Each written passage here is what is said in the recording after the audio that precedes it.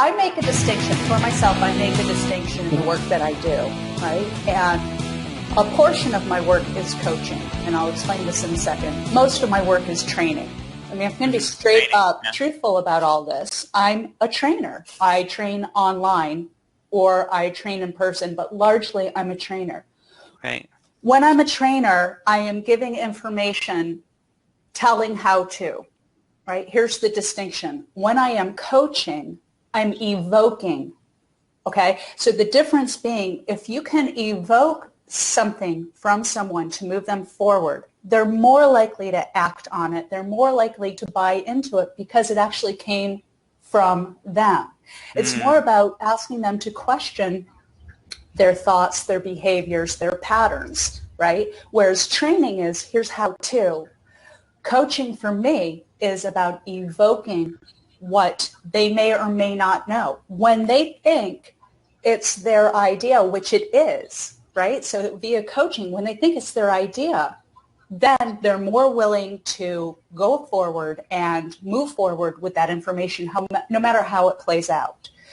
For me, that's the actual value in coaching.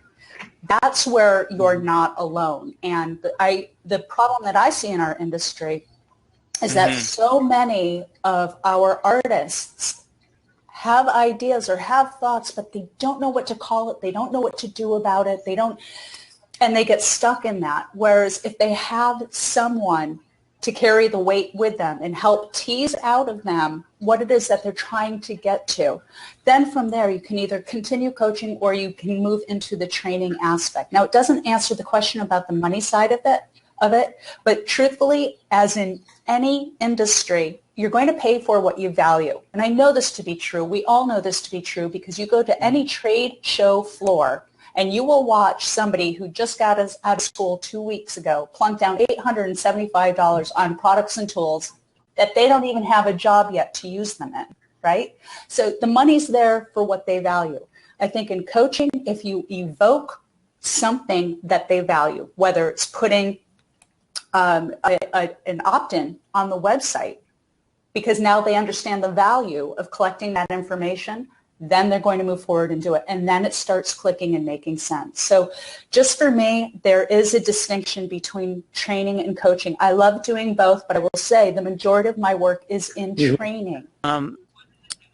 So what is it that you're finding in the industry? How are you able to get this message to the students? Directly to the students.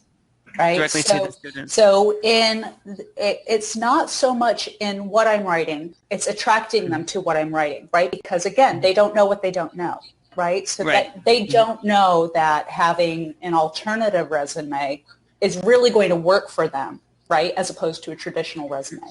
So to attract them to that concept, I have to find different ways to do that. Now, given that our industry is so visual, I make the lead-in images for anything that I write look like a magazine cover because that attracts their attention, right? So it's bright colors, it's bright something.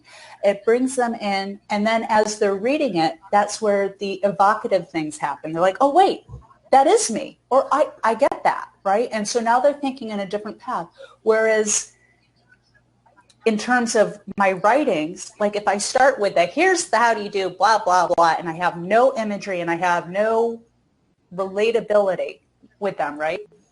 They're going to they'll look at it like they're being told to. Exactly what David's saying. Nobody wants to be told to, right? So long as they're reading it, they can relate to it and think of it as, oh, well, wait a minute, maybe I could. Then it becomes their idea.